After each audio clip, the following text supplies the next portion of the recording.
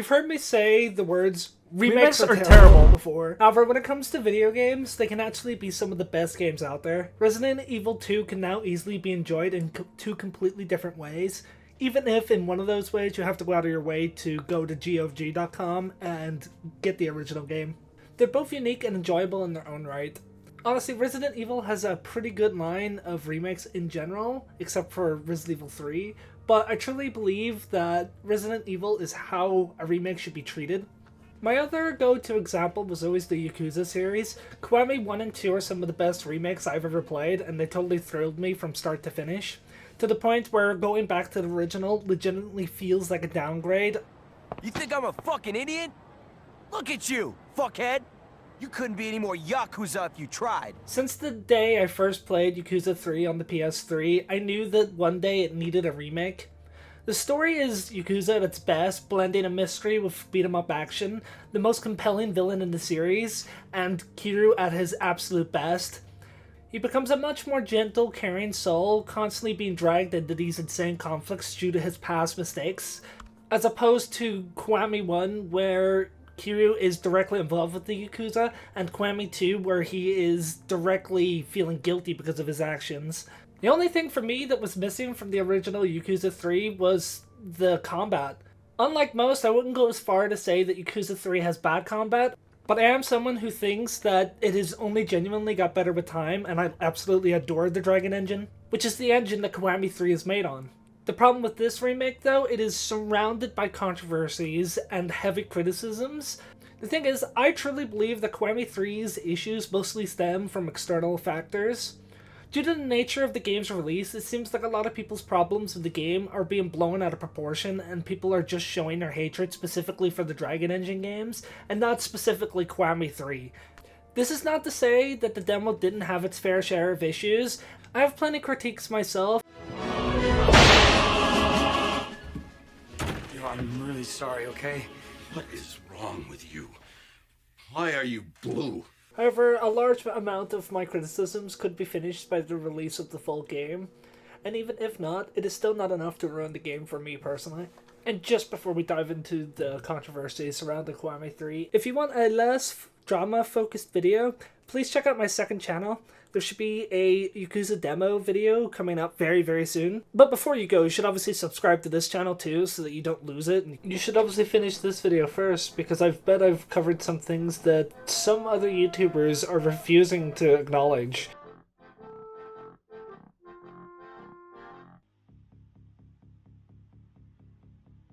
The first thing I want to do is tackle the unfair criticism I see lodged at this game.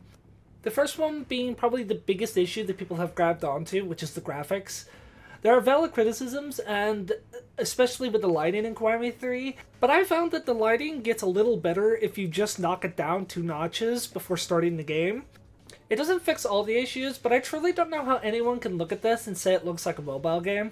There are definitely areas in the map which are a little bit more rough around the edges, but if we look at this tweet here from Sabbath Fab, where they have removed the filter from Kiwami 3, and the area looks 100 times better.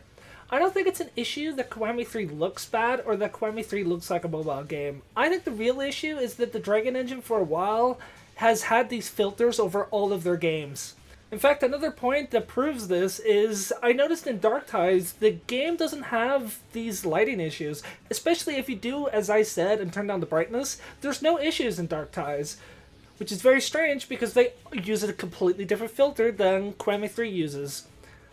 I believe whatever they have overlaid over this game, it has caused it to oversaturate the screen a little bit and cause colors to really stick out like a sore thumb. Which is why in the images complaining about Kiwami 3's graphics, they will often be standing in this one spot here with really bright clothing. However, even with the filter being an issue and lighting being an issue, the game still looks incredible. It is just these very specific spots that make it look spotty, and I still don't think it looks bad.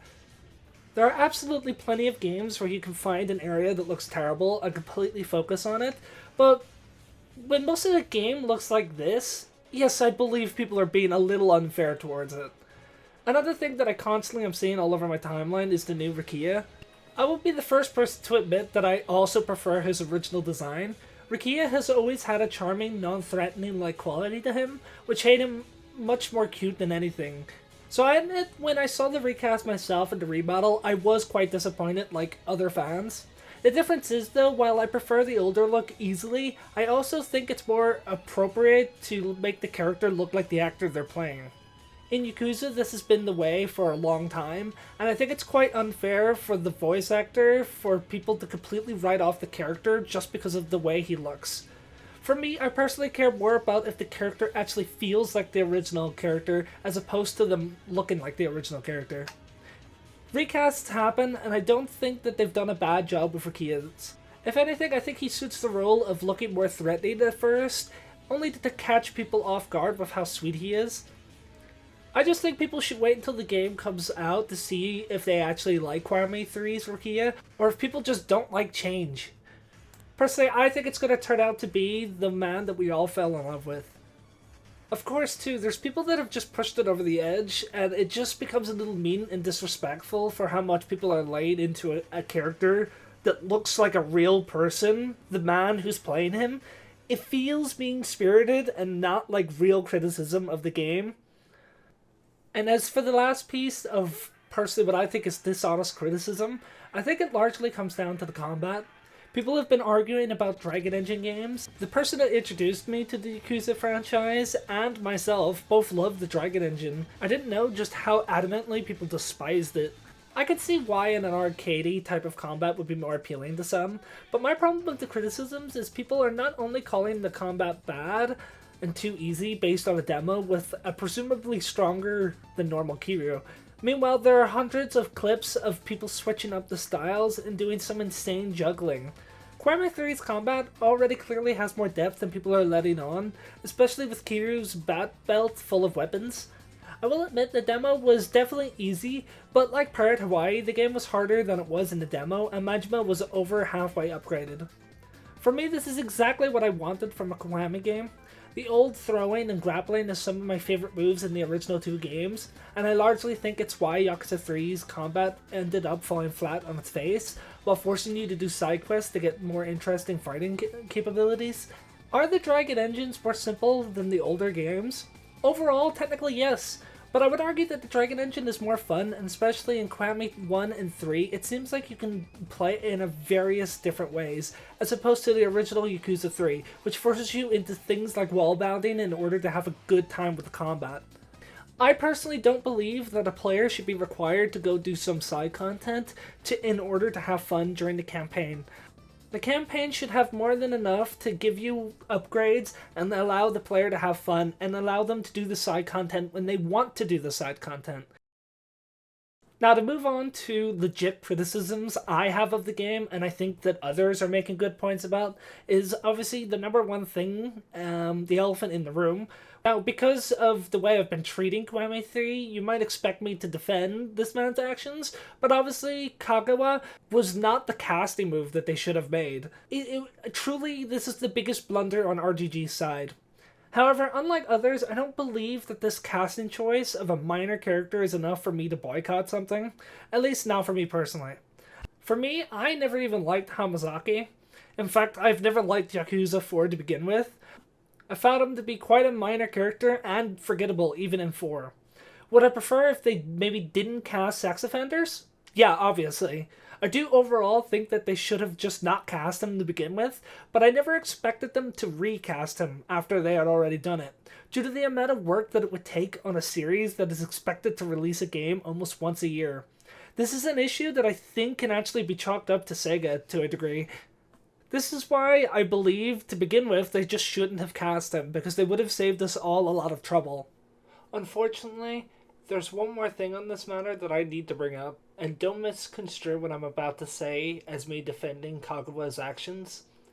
As I've already stated, I would prefer if my games obviously didn't have a sex offender in them. However, there's been quite a bit of a double standard going on in the fandom at the minute. Recently, I've been getting quite a few comments talking about how Hamazaki's original voice actor was also not a great guy. So I decided that before I finish my video, I should look into what people meant by this, or if it was just a baseless accusation. For a while, absolutely nothing would turn up I looked up both versions of the voice actor's name to no avail. He had no criminal charges, no history of assaulting women, and just in general, there wasn't even a whole lot on this guy. However, that's exactly when I found the hard proof across multiple different sources. George Takashi had married a girl whenever she was 16 years old, and presumably was dating her at around 15 years old. What has taken me aback is how well reviewed Yakuza 3 is. In fact, everyone is talking about how great the original is and how it shouldn't be delisted, yet the major reason for not liking Kiwami 3 is this Kagawa stuff.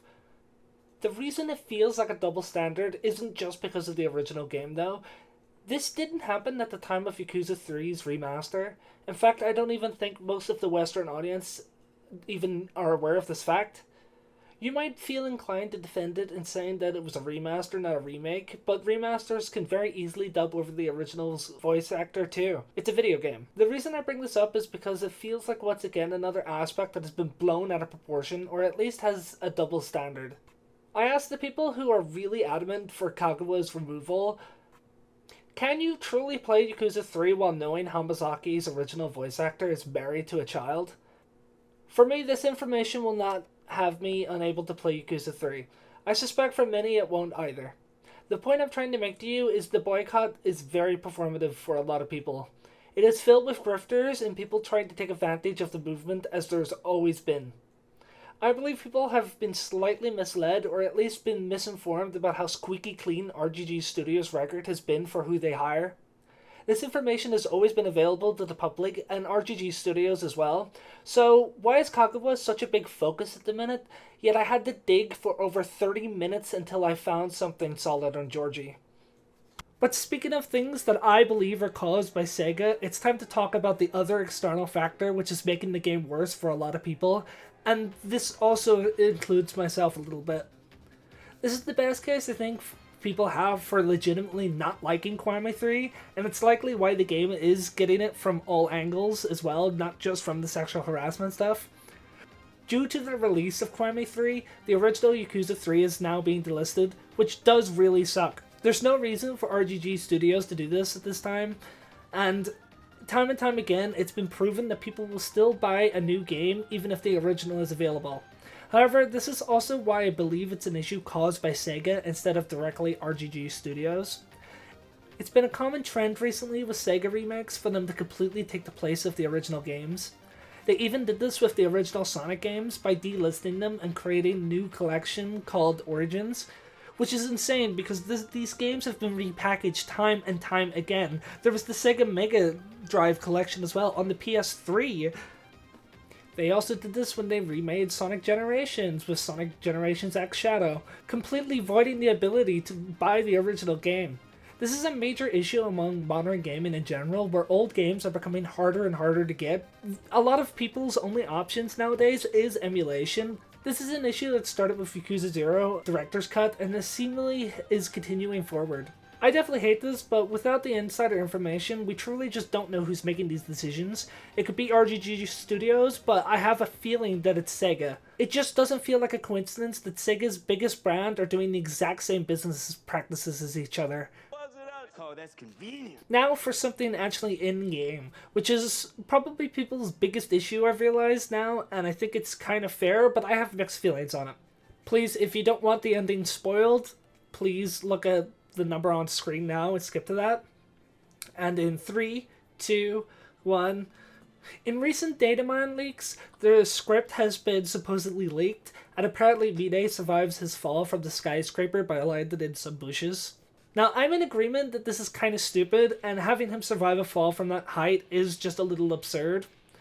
My criticism, though, is more that they just shouldn't have had him jump off the skyscraper to begin with. To me, the issue is not their decision to keep Mine alive. In fact, I don't like how he dies in the original game to begin with. I think him jumping off the skyscraper is just ridiculous to begin with, especially after everything he went through. So I believe that the decision to keep Mine alive, unlike Lee's, is actually a very good choice. And to argue in favor of it, this is the game franchise where we've had two secret underground mafias temples that just spawn up from the ground, punching tigers, punching sharks, people surviving against Gatling guns, Metal Gear-like secret plans, identical twin brothers never mentioned, rubber bullets, and Akiyama being saved by a gunshot with money. For me, Lee's death in Yakuza 0 is the turning point of Majima's story. It's also the point that Majima is fully on his own, broken the rules against his clan, and is being hunted over the girl he was supposed to kill. The only man who was helping him blows up in front of his eyes, and Makoto is taken in front of him. It is a hopeless situation and a really sad death due to how much Lee cared about Makoto. The death is completely then ruined whenever you just let Lee be alive for no good reason. Combine this with the fact that Lee would never have left Makoto just with Majima, and it's just completely inconsistent and genuinely ruins one of the best deaths in the game. In Kiwami 3, if Mine lives, I don't think there's that much lost.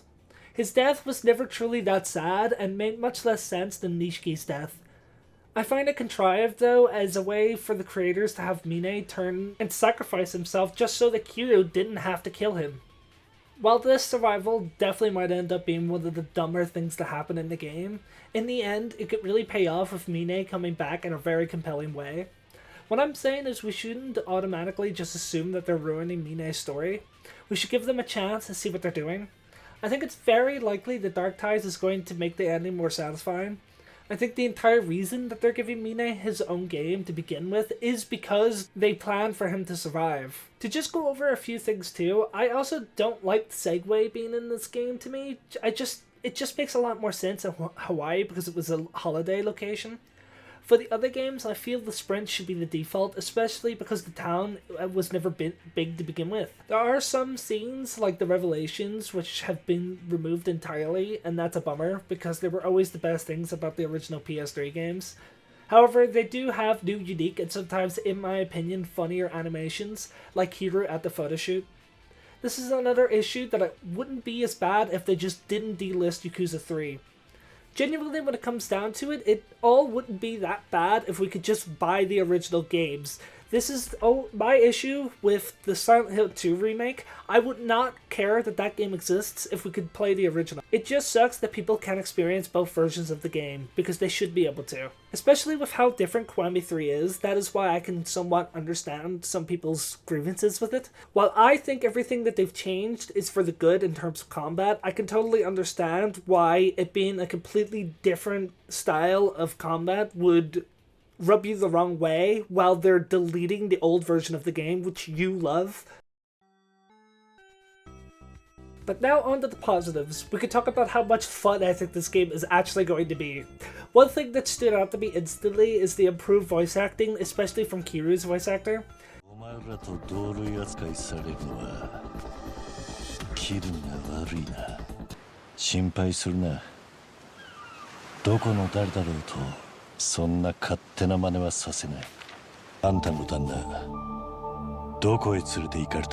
Over the years, Takuya has undeniably gotten better and better at voice acting Kiryu. Here, he has perfectly mastered the soft-spoken version of Kiryu. This is personally my favorite kind of Kiryu because him being soft and warm is why when Kiryu is really pissed off, it really hits hard. The Kiwami 3 demo has everything you expect from the franchise, and they never stop delivering bangers with the karaoke. To circle back around to combat, I truly don't know what the complaints are about. I do think Pirate Hawaii is probably the easiest Yakuza game, but I think that's another casualty of the fact that the game expects you to fight bigger crowds. After the way Gaiden and Hawaii expects you to be fighting, it's understandable that this demo might rub you the wrong way. To take down Rikiya, it can be done in around 5 seconds. However, my belief, as I stated, is this will not be the finalized version of Kiryu, especially this early on. We have seen that the dojo exists, and there have always been RPG level up mechanics in these games.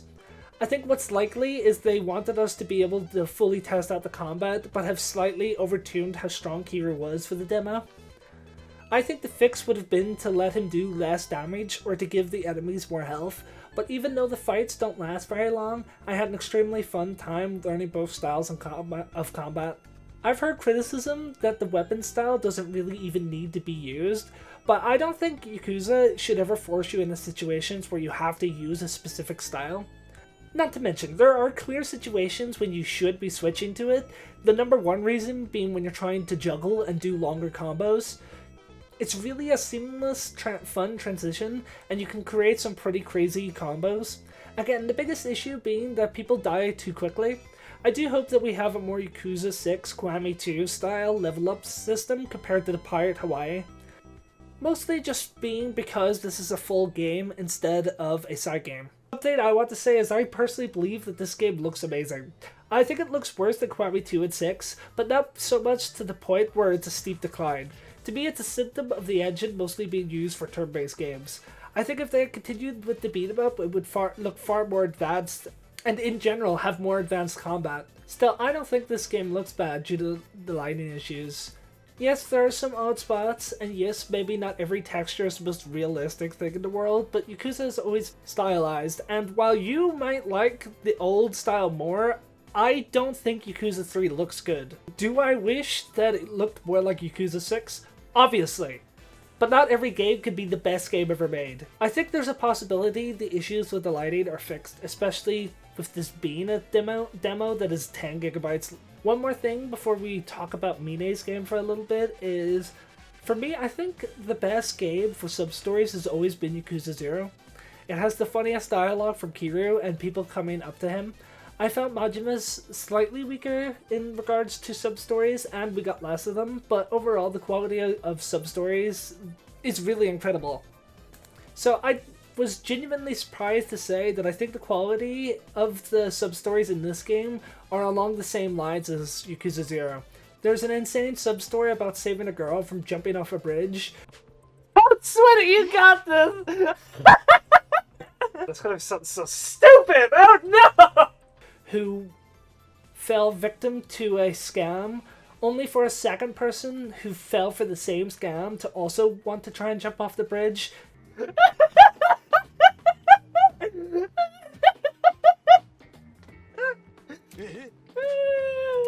It's just impeccable.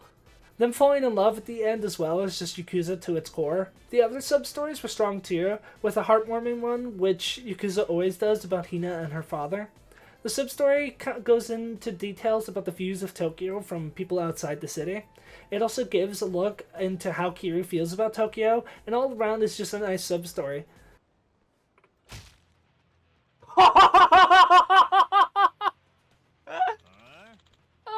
love him!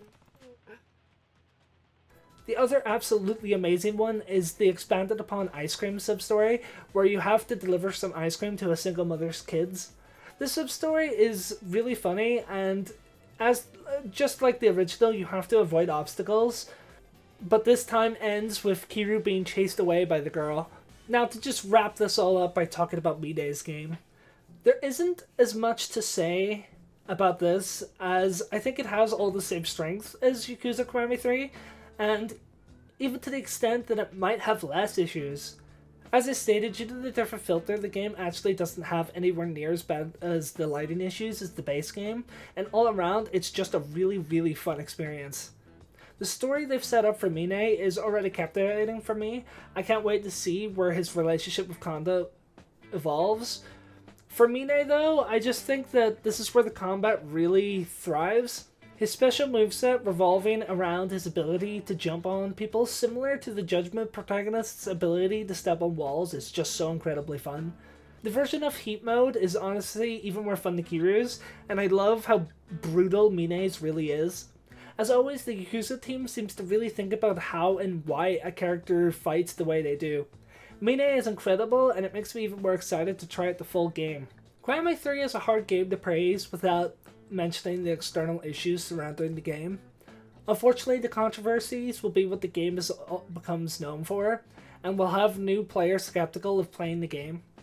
Maybe over time the controversies will fade, Kiwami 3 will be looked at with a more neutral lens. However, if you're out there like me, don't let anyone dampen your excitement for the game.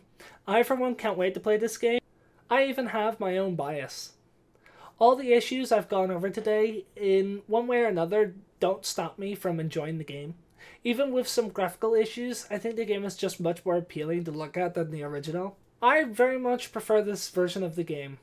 My attitude might change over time or on release, but as now, I remain optimistic for Kiwami 3. With the remakes I've played in the past, for me this is everything I wanted from Kiwami 3.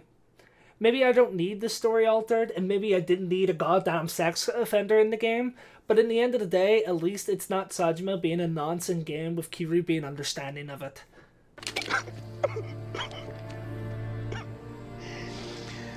Oh, no, no.